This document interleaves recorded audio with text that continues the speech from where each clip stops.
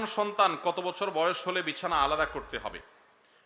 সন্তান বয়স যখন 10 হয়ে যাবে তখন তাকে নবীজি সাল্লাল্লাহু আলাইহি সাল্লাম বিছানা পৃথক করতে বলেছেন। তিনি বলেছেন ওয়াহজুরুহুম ফিল মাদাজি'i ওয়াহজুরুহুম ফিল মাদাজি'i ইযা বালাগু আশরা আও কামা ওয়ারাদা ফিল হাদিস। কোন কোন বর্ণনায় ওয়াফাররিকুহুম আসছে। নিজের সন্তানদের বয়স যখন 10 হবে তখন তাদের বিছানা পৃথক করে দাও। এক কম্বলে এক কাঁথার নিচে দুজন ঘুমাবে না, তখন আলাদা আলাদা হবে। যদি বিছানা পৃথক করা বলতে আলাদা খাট আলাদা চকিতে শোয়ানোর মতো আর্থিক সঙ্গতি না থাকে, তাহলে একই কক্ষেও যদি থাকে তো মাঝখানে পার্টিশন থাকবে, কোলবালিশ যাতে কিছু থাকবে, আলাদা কম্বল কাঁথা থাকবে, একই কাপড়ের ভিতরে বা একই কাপড়ের নিচে ঘুমাবে না। এটা নানাবিধ অনাচারের পথকে উন্মুক্ত করে। আরো আগে থেকে যদি বাচ্চাকে অভ্যাস গড়ে তোলা হয় সেটা সবচেয়ে ভালো। অনেকে আছেন এই বিষয়গুলোকে তেমন কোনো গুরুত্ব দেন না, অথচ এগুলোর কারণে বহু সর্বনাশা আমাদেরকে গ্রাস করে। বিধায় নবী সাল্লাল্লাহু আলাইহি সাল্লামের এই নির্দেশটা আমাদের খুব গুরুত্বের সাথে মানতে হবে। আকিকা না দিলে কি শিশুর বিপদ কাটে না?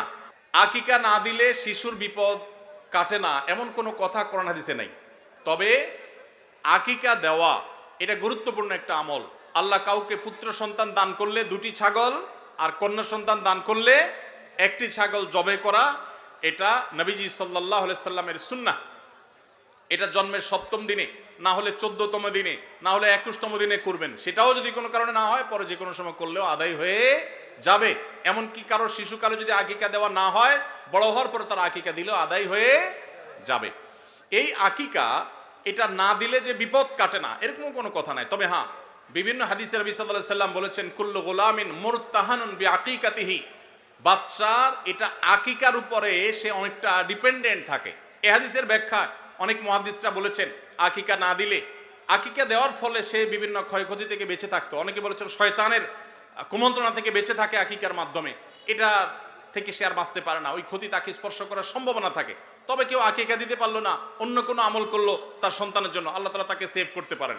এমন কোনো কথা নাই যে আকিকা না দিলেই তার সন্তানের বিপদ কাটবে না। তবে আকিকা দেওয়া উচিত, এর মাধ্যমে সন্তান নানাভাবে উপকৃত হয়, নানাভাবে সেভ থাকে, নিরাপদে থাকে। আল্লাহ আমাদের যাদের সামর্থ্য দিচ্ছে তাদেরকে আমল করার তৌফিক দান করুন। মুয়াবিয়াকে কি সাহাবী হিসাবে সম্মান করা যাবে? নাউজুবিল্লাহ, এটা কেমন প্রশ্ন করেছেন? যে ভাই প্রশ্ন করেছেন তার হয়তো জানার ঘাটতি আছে।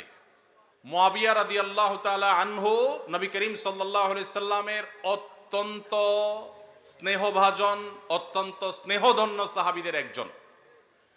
সাহাবী হিসাবে সম্মান করা যাবে কিনা মানে সিনিয়র সাহাবীরা তাঁর জীবদ্দশায় সিনিয়র বড় বড় সাহাবীদের কেউ তাকে অসম্মান করেছেন দেখাতে পারবেন? তাহলে আপনার মনে প্রশ্ন কোত্থেকে আসলো?